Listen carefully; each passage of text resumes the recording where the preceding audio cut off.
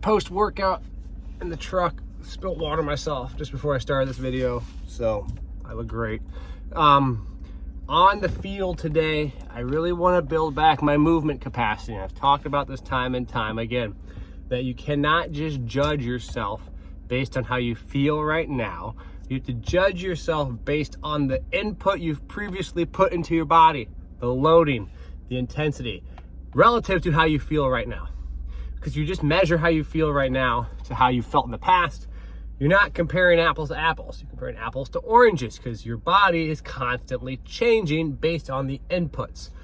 Quick example, if you don't sleep a whole bunch and then you go take a test one day, you might not score very well on that test. That doesn't mean you are dumb. It might mean you're sleep deprived.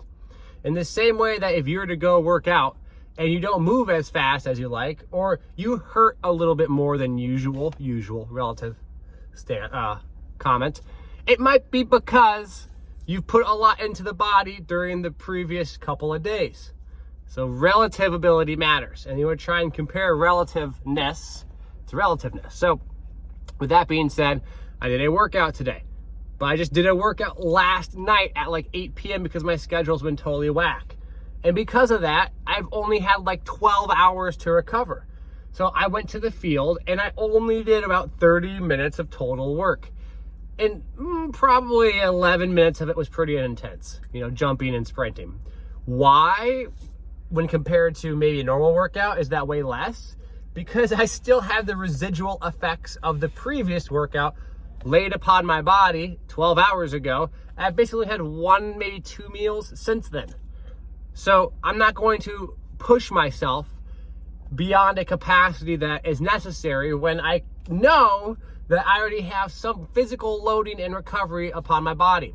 So what did I do? I went to the field today. I used a softer surface such as the turf, and I worked on more therapeutic-like movements. So I did run some sprints. I did do some jumps. I wanted to work on my hip strengthening, so I did some extensive lateral shuffling. I ran sideways on a hillside to work on my ankles.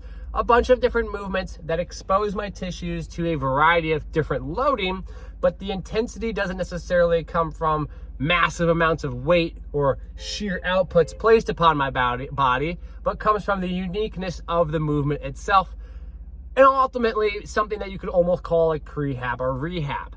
Now, the reason why that's so important is because those are exercises or even opportunities as an athlete that when you have to make a modification, you find out things that you maybe were lacking previously in the past.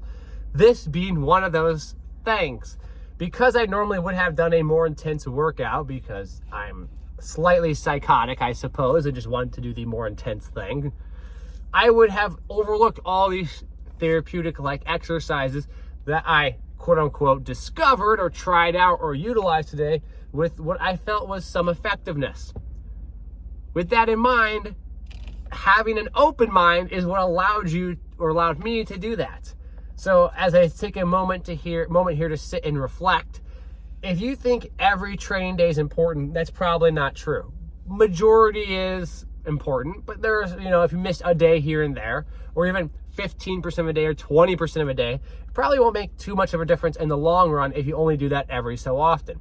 So maybe you actually find ways to intentionally explore something or try something out that's new for 15, 20 minutes, maybe just a week, that you think might help you. Because the exercises I did today for my hips, the running side to side, the shuffling, even doing the ups, I had some stairs over here on the cement, some bounds, single foot and some double foot bounds, I found to be something lacking that I could have been adding into my training. Now, I had been doing this stuff in the past, but it had snowed and iced, and so I couldn't train outside. A little bit of a caveat, so that way it's not totally blaming myself for general negligence of the exercise and just ignoring them. But now I have a reason, because I was back out here with a constraint, that is I couldn't do as much as I wanted to do. I can now reopen that training department, being outside and this cool stuff I wanted to do. And you start utilizing that more in my programming. So I just wanted to share that with you. Not every negative situation or lack of perfect situation is a letdown.